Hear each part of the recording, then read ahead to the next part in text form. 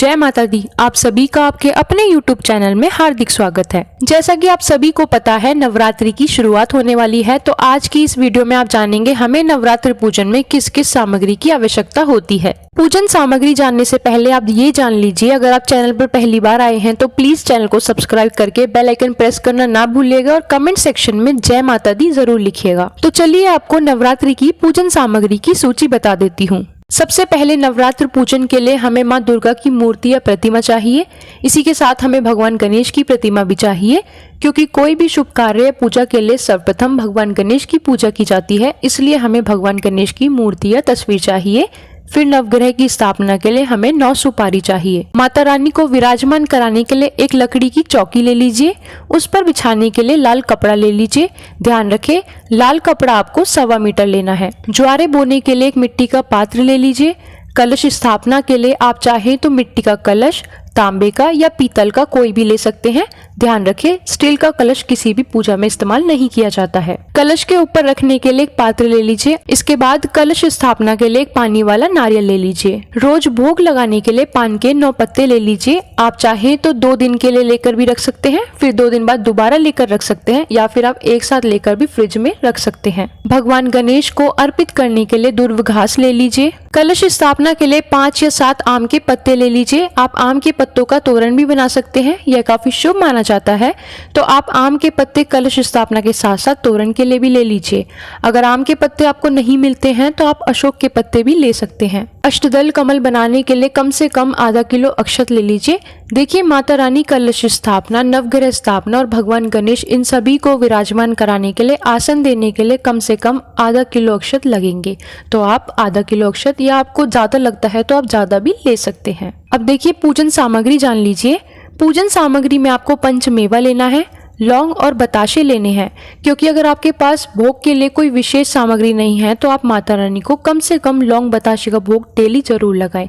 याद रखें, लौंग साबुत होनी चाहिए। तिलक के लिए रोली ले लीजिए।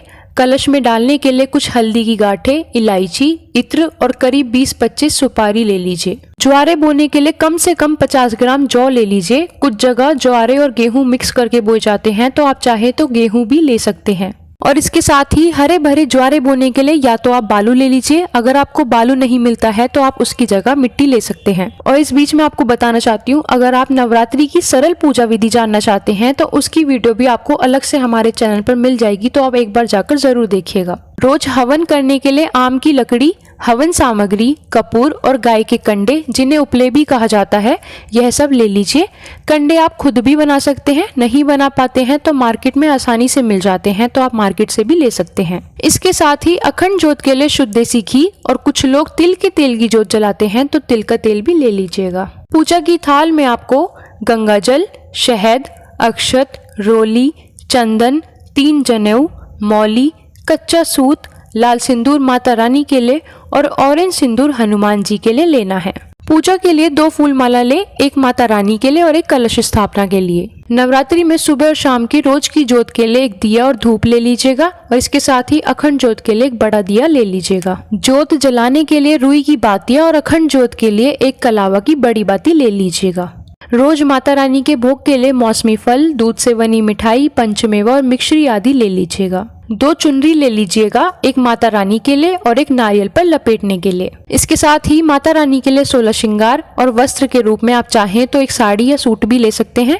नवरात्रि के बाद ये 16 श्रृंगार सामग्री और वस्त्र ब्राह्मण को दिए जाते हैं, या किसी भी माता रानी के मंदिर में आप दे सकते हैं। और श्रृंगार के साथ अपनी सामर्थ्य अनुसार याद से दक्षिणा जरूर रखिएगा, क्योंकि किसी भी पूजा में कोई भी भूल चूक हो जाती है तो दक्षिणा उस कमी को पूरी कर देती है, तो याद से आप दक्षिणा जरूर रखिएगा। तो ये थी नवरात्रि पूजन की संपूर्ण सामग्री सूची, आप अच्छे से नोट कर लीजिएगा। साथ ही नवरात्रि के 9 दिन दुर्गा सप्तशती का पाठ सुनने, जिसे सुनने मात्र से ही माँ दुर्गा की असीम कृपा प्राप्त होती है, उसे सुनने के लिए आप हमारे चैनल को सब्सक्राइब करें। बाकी चैनल पर पहली बार आए हैं तो प्लीज वीडियो को लाइक और शेयर जरूर कीजिएगा। कमेंट सेक्शन में जय माता दी जरूर लिखिएगा।